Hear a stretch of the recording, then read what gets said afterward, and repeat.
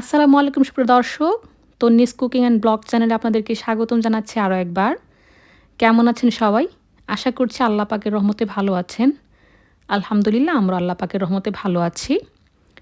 চলে এলাম নতুন আরেকটি রেসিপি নিয়ে আজকে আমি আপনাদেরকে তৈরি করে দেখাবো উত্তরবঙ্গের বিখ্যাত ডিম তেলানি রেসিপি। ডিম তেলানি উত্তরবঙ্গের রান্না যদিও, কিন্তু আমাদের বাসায় এটি প্রায় সময় রান্না করা হয়ে থাকে। এই রান্নাটা আমরা ভীষণ পছন্দ করি সত্যি বলতে। এটা রান্না করতে ভীষণ অল্প সময় লাগে আর খেতে অপূর্ব হয়। এক কথায় অপূর্ব হয়। যারা ডিম পছন্দ করেন তারা এই রেসিপিটি অনেক বেশি পছন্দ করবেন। যারা খেয়েছেন তারা তো জানেনই, কিন্তু যারা কখনোই ট্রাই করেননি তাদের প্রতি আমার অনুরোধ থাকবে একবার অন্তত করে খেয়ে দেখবেন। আমি এইটুকু গ্যারান্টি দিতে পারি, প্রেমে পড়ে যাবেন এক কথায়। এত সুন্দর একটা রেসিপি ডিম দিয়ে হতে পারে। আর যারা বিশেষ করে প্রবাসী ব্যাচেলর বা স্টুডেন্ট আছেন তাদের জন্য তো কথাই নেই। আশা করছি আজকের রেসিপিটি তাদের জন্য ভীষণ হেল্পফুল হবে। তো চলুন দেখে নিই কী কী লাগছে।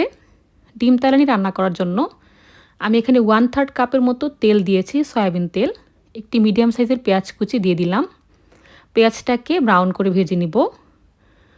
1 কাপের 3 ভাগের 1 ভাগ তেল দিয়েছি, এর মানে হচ্ছে আমি 4 কাপের কথা বলছি, আমি কিন্তু মেজারমেন্ট কাপের কথা বলছি না। এখানে আমি একটি তেজপাতা, 2 টুকরা দারচিনি এবং 2টি এলাচি দিয়ে দিলাম। পেঁয়াজটাকে একেবারে ব্রাউন করে ভেজে নিতে হবে। পেঁয়াজটা ব্রাউন কালার হয়ে গেছে। এখন এর মধ্যে দিচ্ছি 1 চামচের মতো রসুন বাটা, 1 চামচ আদা বাটা। এবার আদা রসুন একসাথে পেঁয়াজের সাথে মিক্স করে নিচ্ছি। দিচ্ছি 1/2 চামচ হলুদের গুঁড়া, 1/2 চামচ মরিচের গুঁড়া, 1/2 চামচ ধনিয়ার গুঁড়া এবং 1/2 চামচ ভাজা জিরার গুঁড়া। আর এখানে আমি দিচ্ছি 1 চামচের মতো লবণ। অল্প একটু পানি দিয়ে আমি মশলাটাকে খুব ভালো করে কষিয়ে নিচ্ছি।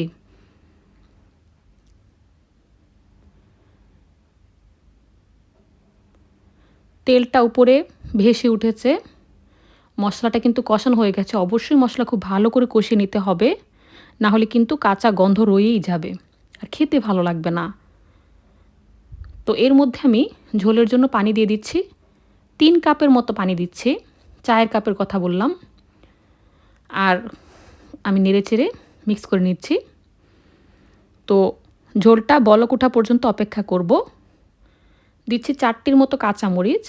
ঝোলটা পুরোপুরি বলক উঠে গেছে। এখন এর মধ্যে আমি 6টি ডিম এভাবে দিয়ে দিচ্ছি। এভাবে দিলে যেটা হয়, ডিমটা ভালো না মন্দ সেটা দেখে আপনি দিতে পারছেন। যদি ডিম ভেতরে খারাপ থাকে তাহলে কিন্তু রান্নাটাই নষ্ট হয়ে যাবে। তাই এভাবে একটা ছোট বাটিতে নিয়ে একটা একটা করে পোচের মতো করে দিয়ে দিলাম। আর ঢাকনা দিয়ে মিডিয়াম হিটে রেখে কিছুক্ষণ ডিমটাকে একটু শক্ত করে নিয়েছি, তারপর আস্তে আস্তে উল্টে পাল্টে দিচ্ছি। কাজটা করতে হবে যখন ডিমের উপরের কুসুমটা শক্ত হয়ে যায় তখন, না হলে কিন্তু ডিমটা ভেঙে যাবে। আর অবশ্যই চুলার হিটটা মিডিয়াম লোতে রাখতে হবে, না হলে ঝোলটা খুব তাড়াতাড়ি টেনে যাবে। এবার ঢাকনা দিয়ে আরও কিছুক্ষণ রান্না করব। ফিরে এলাম কিছুক্ষণ পর। ডিমটা হয়ে গেছে। ঝোলটা আমার এরকমই থাকবে, এর চেয়ে বেশি আমি টানবো না। চাইলে আর একটু ভুনা ভুনা করে নিতে পারেন, কিন্তু আমার কাছে এরকমই ভালো লাগে। তো সবশেষে আমি ধনেপাতা কুচিটা ছড়িয়ে দিচ্ছি। রান্না আমার হয়ে গেছে, আমি চুলাটা নিভিয়ে দিচ্ছি। এবার একটা বাটিতে সার্ভ করে দেখাচ্ছি কীরকম হয়েছে। ভীষণ সহজ রান্না এটি। সেহরিতে বলেন বা হাতের যদি সময় না থাকে, যারা অফিস করেন, ব্যাচেলর আছেন, প্রবাসী স্টুডেন্ট আছেন, তাদের জন্য রেসিপিটি ভীষণ হেল্পফুল হবে বলে মনে করছি। খুবই অল্প সময়ে করে ফেলা যায় আর খেতে তো কথাই নেই, এত ভালো হয়, মানে করে না খেলে বোঝার উপায় নেই। এটা এমন একটা রেসিপি যে রেসিপিটা সবাই আসলে পছন্দ করবে। তো রেসিপি ভালো লাগলে বন্ধুরা লাইক, কমেন্ট, শেয়ার এবং সাবস্ক্রাইব করে দিবেন। আমার পাশে থাকার জন্য অসংখ্য ধন্যবাদ। আমাকে সামনে এগিয়ে যেতে সাহায্য করবেন, যেহেতু আমি একদমই নতুন। তো খেতে খেতে বিদায় নিচ্ছি। গরম ভাতের সাথে 1 টুকরা লেবু আর এরকম ডিম তেলানি থাকলে আর কিচ্ছু লাগে না আমার, অপূর্ব লাগে খেতে। তো যাই হোক বন্ধুরা, ভালো লাগলে অবশ্যই লাইক কমেন্ট করে দিবেন। রেসিপি সংক্রান্ত যে কোনো প্রশ্ন করবেন কমেন্টে, আমি ইনশাল্লাহ চেষ্টা করব উত্তর দিতে। আর নিত্য নতুন এরকম সহজ সুন্দর রেসিপি পেতে আমার চ্যানেলের সাথে থাকবেন, আমাকে সামনে এগিয়ে যেতে সাহায্য করবেন। ভালো থাকবেন, সুস্থ থাকবেন। ধন্যবাদ। আসসালামু আলাইকুম।